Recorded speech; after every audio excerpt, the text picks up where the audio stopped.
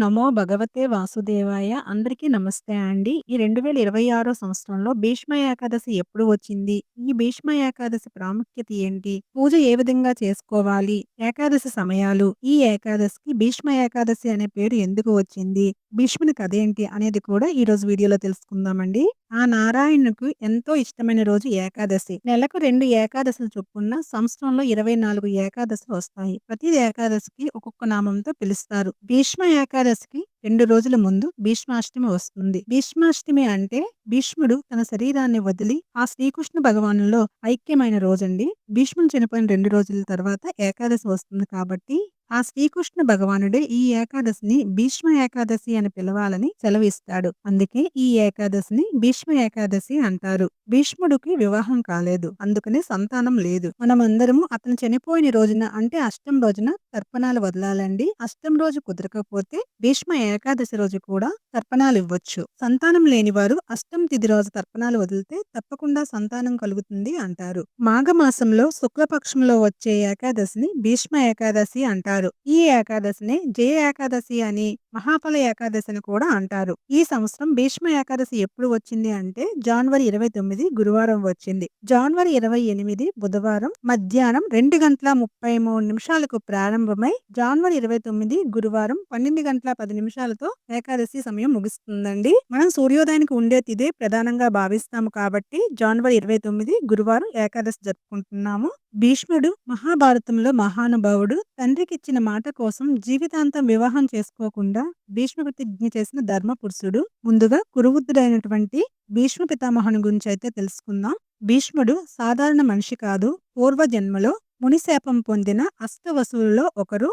అష్టవసువులు ఎవరు అంటే దేవలోకంలో 8 మంది మహాదేవతలు. వారు అప, ధ్రువ, సోమ, ధర, అనిల, అనల, ప్రత్యుష, ప్రభాష.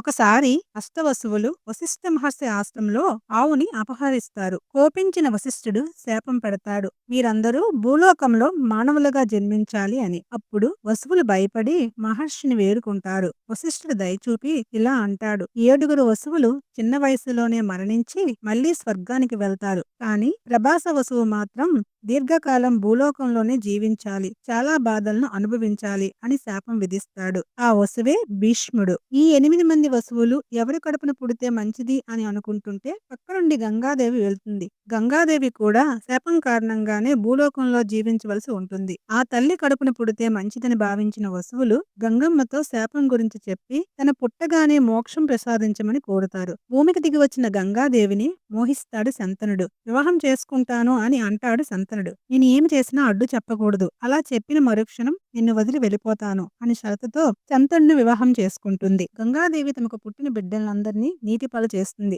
7 సార్లు సహించిన శంతనుడు 8వసారి అడ్డు చెప్తాడు. తనను అడ్డగించిన తనతో కాపురం చేయనని అంటుంది. ఆ బిడ్డను పెంచి సకల విద్యలు నేర్పించి తండ్రికి అప్పచెప్తానని చెప్పి ఆ బిడ్డను తీసుకుని వెళ్తుంది. యుక్త వయసు వచ్చిన తర్వాత కొడుకును తండ్రికి అప్పచెప్పింది. అతనే భీష్ముడు. భీష్ముడు అసలు పేరు దేవపుత్రుడు. కానీ శంతనుడు తను ఇంతకు ముందే మోహించిన సత్యవతిని వివాహం చేసుకోవాలి అని అనుకుంటాడు. కానీ సత్యవతి తండ్రి దాసరాజు ఒక షరతు పెడతాడు, నా కూతురు కొడుకులే హస్తినాపుర రాజులు కావాలి. తండ్రి ఆనందం కోసం రాజ్యం వద్దనుకుంటాడు. అంతేకాదు భవిష్యత్తులో తన పిల్లల రాజ్యం అడగకూడదని, అసలు వివాహమే చేసుకోనని ఘోర ప్రతిజ్ఞ చేస్తాడు. అదే భీష్మ ప్రతిజ్ఞ. తన తండ్రి ఎంతగానో సంతోషించి ఒక వరాన్ని భీష్ముడికిస్తాడు. అదే ఇచ్చా మరణ వరం. నువ్వు ఎప్పుడు కావాలంటే అప్పుడే నీకు మరణం వస్తుంది అని. తండ్రికి ఇచ్చిన మాట కోసం అజన్మాంతం బ్రహ్మచారిగా తన జీవితం గడుపుతాడు. కురువంశంలో జన్మించిన భీష్ముడు ఎలాంటి సందర్భంలోనైనా సరే కౌరవుల వైపే ఉండాలని తన తండ్రికి ఇచ్చిన మాట కోసం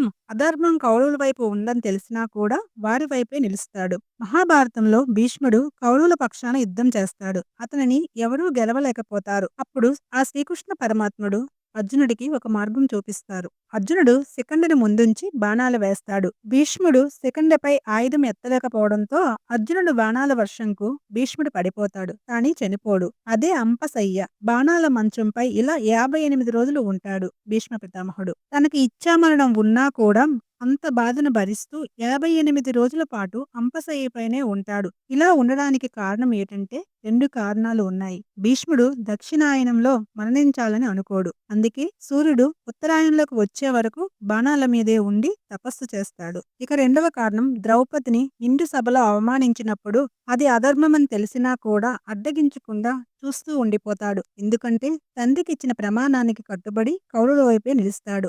ఆ పాప ప్రక్షాళన చేసుకోవడానికి 58 రోజుల పాటు అంపశయ్య పైన ఉంటాడు. ఆ పాపమంతా క్షమించి శ్రీకృష్ణ పరమాత్మ తన దగ్గరికి వస్తాడు. అలా కృష్ణ పరమాత్మ వచ్చాడు అంటే తన పాప ప్రక్షాళన జరిగింది అనుకొని ఆ కృష్ణ పరమాత్మని ఎదురుగా ఉంచి 1000 నామాలతో కీర్తించి ఆ కృష్ణ పరమాత్మలో ఐక్యమైపోతాడు. ఆ రోజే భీష్మాష్టమి. ఆ నామాలే ఈ రోజు మనం విష్ణు సహస్రనామంగా చదువుతున్నాము. భీష్మ ఏకాదశి కదా, భీష్ముని ఫోటో పెట్టి పూజించాలి అని చాలా మందికి డౌట్ అయితే వస్తుంది కదండి. ఈ రోజు భీష్ముడికి తర్పణాలు వదిలి స్మరించుకోవాలి. అతడు ఆ శ్రీకృష్ణ పరమాత్మలో ఐక్యమైన రోజు అంటే భీష్మాష్టమి రోజున తర్పణాలు వదలాలి. ముఖ్యంగా సంతానం లేదు అనుకునేవారు భీష్మాష్టమి రోజున తర్పణాలు వదిలిపెడితే తప్పకుండా సంతానం కలుగుతుంది అంటారు. మీకు భీష్మాష్టమి రోజు తర్పణాలు వదలడం కుదరలేదు అనుకుంటే భీష్మ ఏకాదశి రోజున కూడా వదలవచ్చు. భీష్మ ఏకాదశి రోజున ఆ వైకుంఠనాథుడైనటువంటి శ్రీ మహావిష్ణువుని పూజించాలి. భీష్మ ఏకాదశి రోజున సూర్యోదయానికి ముందే నిద్రలేచి కాలకృత్యార్థులను తీర్చుకుని పూజను ఆచరించాలి. పూజను పూజా మందిరంలో గాని లేదా ప్రత్యేకంగా పీఠం ఏర్పాటు చేసుకొని కూడా పూజ చేసుకోవచ్చు. ఎక్కడైతే పూజ చేసుకోవాలనుకుంటున్నారో అక్కడ శుభ్రం చేసుకోవాలి. పీఠం పెట్టి పూజ చేసుకున్నట్లయితే పీఠంకి పసుపుతో అలంకరించి కుంకుమ బొట్లు పెట్టుకొని వాటిపైన పసుపు రంగు క్లాత్ వేసుకొని విష్ణుమూర్తి ఫోటోను గాని లేదా లక్ష్మీనారాయణల ఫోటో గాని లేదా ఆ వెంకటేశ్వర స్వామి లక్ష్మీదేవి ఫోటోను గాని పెట్టుకోవచ్చు. స్వామివారి అలంకార ప్రియులు కాబట్టి మీకు నచ్చినట్లుగా స్వామివారిని అలంకరించుకోండి. అలాగే నేను ఇక్కడ స్వామివారి విగ్రహాన్ని పెట్టుకుని పూజ చేసుకుంటున్నానండి. మీ దగ్గర విగ్రహం ఉంటే పెట్టుకోండి, లేకుంటే ఫోటోకే పూజ చేసుకోండి. విగ్రహాన్ని కూడా నా దగ్గర ఉన్న ముత్యాల దండతో అలంకరించుకుంటున్నానండి. స్వామివారికి పిండి ప్రమిదల్లో దీపారాధన అంటే చాలా ఇష్టం. పిండి ప్రమిదలను 1 గాని, 2 గాని, 3 గాని, 5 గాని, 7 గాని, 9 గాని ఏర్పాటు చేసుకోవచ్చు మీ వీలును బట్టి. దీపారాధనకు కుదిరితే ఆవు నెయ్యిని గాని లేకుంటే నువ్వుల నూనెను ఉపయోగించవచ్చు. ముందుగా దీపారాధన చేసి ఆచమనం చేసుకుని సంకల్పం చెప్పుకొని గణపతిని షోడశోపచారాలతో గాని లేదా పంచోపచారాలతో గాని పూజ చేసుకోవాలి. తర్వాత పిండి దీపారాధన చేసుకొని స్వామివారికి షోడశోపచారాలతో పూజ చేసుకోవాలి. పంచోపచారాలతో అయినా పూజ చేసుకోవచ్చు. భీష్ముడు శ్రీకృష్ణ పరమాత్మను చూస్తూ పలికిన 1000 నామాలే ఆ విష్ణు సహస్రనామాలైంది. ఈ రోజు విష్ణు సహస్రనామం పుట్టిందని కూడా అంటారు. అందుకే ఈ రోజు పూజలో విష్ణు సహస్రనామ పుస్తకాన్ని కూడా పెట్టుకోండి. ఈ రోజు విష్ణు సహస్రనామం పఠించిన లేదా విన్నా కూడా చాలా మంచిదండి. ఈ రోజు చేసే విష్ణు సహస్రనామ పారాయణం సకల దుఃఖాలను తొలగించి సమస్త కోరికలను నెరవేరుస్తుంది. విష్ణు సహస్రనామం చదవలేమో అనుకునేవారు ఓం నమో భగవతే వాసుదేవాయ నమః అని గాని ఓం నమో నారాయణాయ నమః అనుకుంటూ కూడా పూజ చేసుకోవచ్చండి. స్వామివారికి అమ్మవారికి పూజంతా పూర్తయ్యాక నైవేద్యం సమర్పించాలి. చలివిడి వడపప్పు పానకం అయితే నేను ఇక్కడ సమర్పిస్తున్నానండి. లేదు పండ్లైనా సమర్పించవచ్చు. నారికేలం తాంబూలం చూపించి కర్పూర నీరాజనం సమర్పించాలి. హారతి పచ్చకర్పూరంతో ఇస్తే మంచిదండి. పువ్వులు అక్షింతాలు తీసుకుని స్వామి అమ్మవారి పాదాల దగ్గర ఉంచి మనస్ఫూర్తిగా నమస్కారం చేసుకుని పూజ పూర్తి చేసుకుంటున్నానండి.